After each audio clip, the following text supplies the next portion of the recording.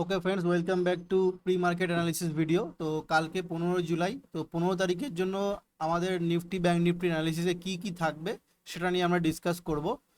তো আমি নিফটির ক্ষেত্রে ফার্স্টে বলে দিই। তো নিফটি আজকে নেগেটিভ হয়েছে, আইটি সেক্টর এবং অটো সেক্টর একেবারে নিফটিকে আজকে পুরো নিচে নামিয়ে নিয়ে চলে এসছে। ঠিক আছে, অবশ্যই এর পেছনে গ্লোবাল আছে, কারণ মার্কিন মানে ইউএস শেয়ার বাজারও ডাউন হয়েছে। একটা এফেক্ট আছে, এশিয়ান মার্কেটও নেগেটিভ ছিল। ডেফিনেটলি ক্রুড অয়েলের প্রাইস বেড়েছে একটা যুদ্ধের জন্য, যার জন্য একটা নেগেটিভ সেন্টিমেন্ট আমরা দেখেছি, যার জন্য এফআইআই আজকে সেলিং করেছে। তো আমরা এটা হলো নিউজের ব্যাপার। এবার আমরা টেকনিক্যালি যদি ফলো করে দেখি, টেকনিক্যালি মার্কেট কি করে, আজকে গতকালের হাই এবং গতকালকে লোয়ের মাঝখানে ওপেন হয়ে একটা কল এবং পুটকে ফাঁসানোর চেষ্টা করে। ফার্স্টে কি করে, ফার্স্ট যদি আমরা দেখি, আমরা এখানে 5 মিনিটে বা 3 মিনিটে যদি 3 মিনিটও যদি আমরা দেখি, এখানে মার্কেট একটা এখান থেকে বুলিশ ক্যান্ডেল করে সামান্য একটু পয়েন্ট দিয়ে তারপর নিচে আসে, আবার উপরে যায়।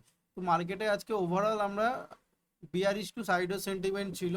বাট মার্কেট তার যেটা সাপোর্ট আছে, যেটা তার সাপোর্ট মানে এই যে সাপোর্ট এরিয়া, এই যে সাপোর্ট আছে যেটা 24,000-এর যে লেভেলটা, এটা একটা মার্কেটের স্ট্রং সাপোর্ট হিসেবে কাজ করছে।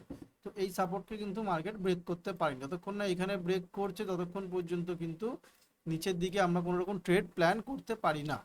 ওকে, এটা।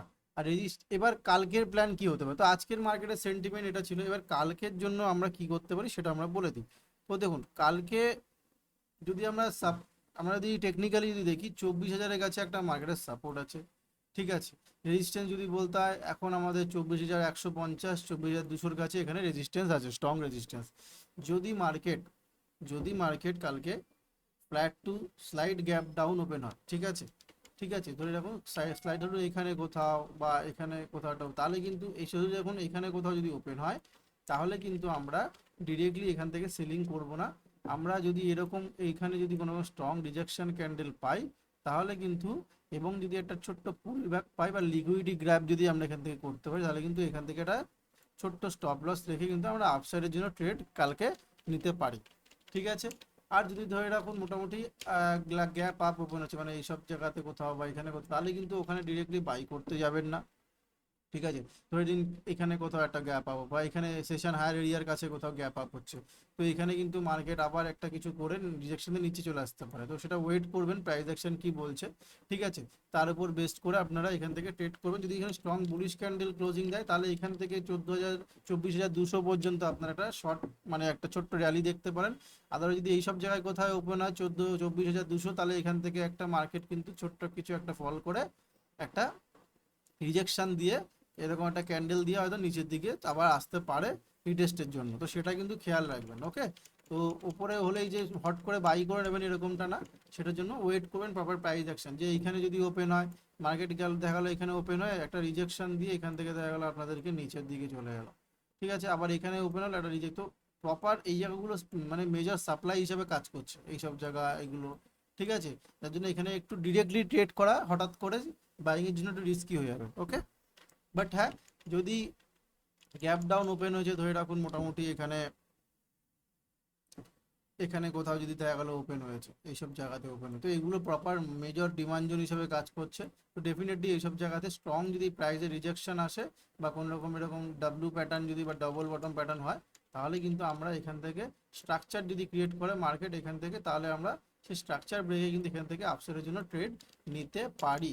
আর যদি মার্কেট নিচে যেতে হয়, তাহলে এই এরিয়া ব্রেক করে তবে গিয়ে আসতে হবে, তবে আমরা 800 অবধি বা এই অবধি আমরা টার্গেট পেতে পারি। ওকে, তো নিফটির জন্য বলে দিলাম যে কিভাবে ফ্ল্যাট ওপেনিং বা কিভাবে কি কাজ করবেন। ওকে, ব্যাংক নিফটির ক্ষেত্রে যদি আমরা ধরি যে ব্যাংক নিফটি কালে কি করবে, এবার দেখুন ব্যাংক নিফটিও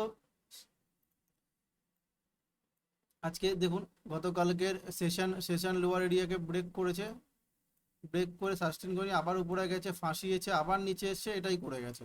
তো মার্কেট আজকে একটা বিয়ারিশ টু সাইডওয়েজ মুভমেন্টেই ছিল। এবার কালকে ব্যাংক নিফটি কি করতে পারে, কালকের জন্য আমরা যদি দেখি, ধরে রাখুন যদি মার্কেট 57,200 বা 300-র কাছাকাছি কোথাও ওপেন হয়েছে, 57,200 বা 300, মানে মোটামুটি ধরে রাখুন এইসব জায়গায় কোথাও একটা ওপেন হয়েছে। ঠিক আছে, তাহলে কিন্তু এখানে কিন্তু আমরা ওয়েট করব, কারণ এটা proper supply sorry demand area আছে, এখানে কিন্তু প্রপার ডিমান্ড এরিয়া, এখান থেকে মার্কেটে বায়ারের চান্স বেশি। তখন আপনারা কি করবেন, এখানে এই 57 লেভেলটাকে আপনারা স্টপ লস রাখতে পারেন, রেখে আপনারা এখান থেকে একটা বুলিশ র্যালি ট্রেড নিতে পারেন যদি প্রাইস এখানে রিজেকশন স্ট্রাকচার বানিয়ে ব্রেক করে বা স্ট্রং বুলিশ ক্যান্ডেল এখানে দেয়। ঠিক আছে, আর ধরে রাখুন 57,200 লেভেলকে ব্রেক করে দিল, ব্রেক করে যদি দেয় মার্কেট, তাহলে কিন্তু এখান থেকে একটা প্যানিক সেলিং আসতে পারে। বাট আর একটা জিনিস খেয়াল রাখতে হবে, 57,000 অবধি আমরা একটা টার্গেট নেব, যদি 200কে ব্রেক করে তাহলে 57,000 একটা টার্গেট নেবো, যেটা হচ্ছে এটা হচ্ছে big ground number, psychological number. কারণ মার্কেট কিন্তু এখান থেকেও রিজেকশন নিয়ে উপরে যেতে পারে। তো 57,000 যদি আমরা একটা ছোট্ট সেল সাইডে ট্রেড নিয়ে আমরা বেরিয়ে যেতে পারি, কিন্তু আদারওয়াইজ কিন্তু এখান থেকেও নিতে পারে উপরে। আর যদি 57,000কে ব্রেক করে দেয় মার্কেট, গ্যাপ ডাউন ওপেন করে স্ট্রং ক্যান্ডেল দিয়ে, তাহলে কিন্তু মার্কেট এখান থেকে 56,800 56,600 অবধি কিন্তু মার্কেট চলে যাবে। ওকে, তো এটা কিন্তু কন্টিনিউশন করতে পারে, তো এটা মাথায় রাখবেন। বাট হ্যাঁ, এই সব জায়গা থেকে মার্কেট যদি গ্যাপ ডাউন ওপেন হয়, তাহলে মোস্ট অফ দ্য কেসে এখান থেকে একটা শূন্য রিজেকশন নিয়ে বা লিকুইডিটি নিয়ে মার্কেটে উপরের দিকে যাওয়ার চান্সই বেশি।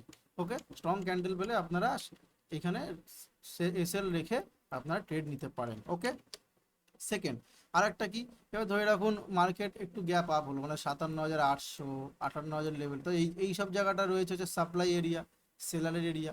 তো মার্কেট এখানে গ্যাপ আপ ওপেন হলো, হয়ে এখানে একটা স্ট্রাকচার বানালো বা এখানে একটা স্ট্রং কোনো বিয়ারিশ ক্যান্ডেল বানালো, ঠিক আছে, বানিয়ে এখান থেকে মার্কেট কিন্তু রিজেক্ট করে আবার এই লেভেলটাকে রেসপেক্ট করতে পারে, নাহলে এখানে এই লেভেলটাকে রেসপেক্ট করতে পেরে কিন্তু এখান থেকে আবার উপরে যেতে পারে। তো এখান থেকে ডিরেক্টলি বাই করবেন না, প্রপার প্রাইস অ্যাকশনের জন্য ওয়েট করবেন। ঠিক আছে, আর ফ্ল্যাট ওপেনিং হলে, যদি তাহলে ফ্ল্যাট ওপেনিং হলে চেষ্টা করবেন অ্যাভয়েড করার, যদি মাঝামাঝি এখানে কোথাও ওপেন হয় চেষ্টা করবেন অ্যাভয়েড করার, কারণ এখানে কিন্তু ফাঁসানোর চেষ্টা করবে মার্কেট, যে কারণ session higher area session lower area মাঝখানে যদি মার্কেট ওপেন হয়, নিফটির ক্ষেত্রে বললাম, এখানে কোনো বললাম, তাহলে কিন্তু মার্কেট ফাঁসানোর চেষ্টা করবে। যতক্ষণ না এইসব লেভেল থেকে কোনো রিয়াক্ট করছে বা এইসব লেভেল থেকে রিয়াক্ট করছে, ততক্ষণ পর্যন্ত কিন্তু কোনো রকম ট্রেড প্ল্যান করা যাবে না। ওকে, তো এটাই বলে দিলাম। বাট দেখা যাক মার্কেট কালকে ওপেন হোক, এটা ছিল কালকের জন্য প্রি মার্কেট অ্যানালিসিস ভিডিও। তো আপনারা আপনাদের অ্যানালিসিস করবেন, আপনারাও দেখবেন, কোনো কিছু প্রবলেমস থাকলে বা কোনো কিছু বুঝতে চাইলে কমেন্ট করবেন, আমি অবশ্যই আপনাদের কমেন্টসে রিপ্লাই করব। ওকে, সো দেখা হচ্ছে কালকে আবার লাইভ মার্কেটে। So thank you for watching.